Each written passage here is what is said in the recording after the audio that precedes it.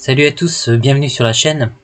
Aujourd'hui, donc j'avais envie de vous parler d'un petit film que j'ai vu quand j'étais adolescent et qui m'avait foutu les jetons. C'était passé à la télé sur la 2, je crois, et qui m'avait marqué à l'époque. Je crois que c'était un des films les plus horribles que j'ai jamais vu. Je sais pas pourquoi, ça m'avait marqué. Et là récemment, j'ai eu l'occasion de le revoir. Le film reste plutôt bon et l'ambiance plutôt marquante aussi, je trouve. Il s'agit du film donc La Main du Diable de monsieur Maurice Tourneur, donc le père du génial Jacques Tourneur, qui a réalisé, comme vous le savez, La Féline, Rendez-vous avec la peur, Vaudou, enfin que des petits bijoux dans le film fantastique. Et le père, ma foi, n'est pas en reste, même s'il est moins dans le fantastique, puisque La Main du Diable est une de ses seules excursions dans ce domaine. Une excursion tardive d'ailleurs, puisque c'est parmi ses derniers films. J'avais envie d'en faire une petite vidéo. Vous pouvez laisser des coms, laisser des likes si ça vous a plu.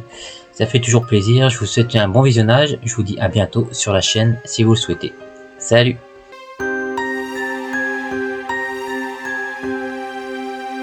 C'est en pleine occupation allemande que Maurice Tourneur réalise La Main du Diable d'après une nouvelle de Gérard de Nerval intitulée La Main enchantée.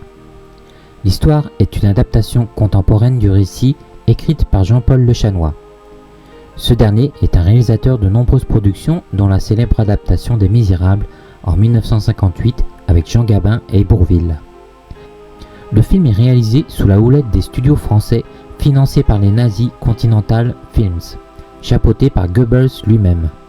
Selon ses dires, il souhaitait produire des films vides, légers et si possible stupides, afin de distraire les Français. Sous la direction de Albert Greven, admirateur de la culture française, ce ne sera pourtant pas le cas. En effet, certains chefs-d'œuvre verront le jour durant cette triste période. Citons Le Corbeau ou L'Assassin habite au 21 d'Henri-Georges Clouzot, dans lesquels joue déjà Pierre Freinet, le triste héros de La Main du Diable. L'histoire débute dans une auberge des Alpes où s'impatientent des clients, pressés de passer à table. Pour s'occuper, certains se racontent des histoires effrayantes. C'est alors qu'un inconnu frappe à la porte, l'air anxieux et irritable. Curieux, les autres clients le poussent à raconter son histoire, d'autant plus qu'ils sont intrigués par la petite boîte mystérieuse qu'il a en sa possession. L'homme interprété par Pierre Freinet nous conte sa triste aventure après avoir passé un pacte avec un petit homme en noir à l'air avenant, qui s'avéra être le diable lui-même. La réalisation fut quelque peu chaotique puisque sur la fin du tournage, apprenant que sa femme a été séquestrée par les Allemands, Maurice Tourneur quitte la production. Et c'est son assistant réalisateur, Jean Devèvre, qui finit le film, incluant les scènes plus oniriques du final et celle de la main ensorcelée dans la boîte, qui n'est autre que la sienne. Une idée qui n'enthousiasmait pas le scénariste Jean-Paul Le Chanois.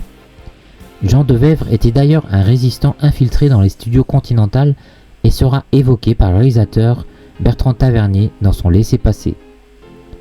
Tout comme son célèbre fils, Jacques Tourneur, donc qui était aux États-Unis à cette époque, le réalisateur privilégie la suggestion et un fantastique discret, ancré dans la réalité. L'essentiel de l'atmosphère étrange repose sur le jeu convaincant des acteurs. Le final, qui retrace le parcours de la main diabolique, recouvre des accents expressionnistes du plus bel effet.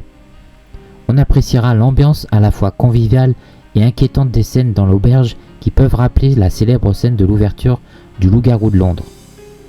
La musique de Roger Dumas apporte aussi sa contribution à l'atmosphère de malédiction du film avec son thème répétitif qui imprime l'esprit.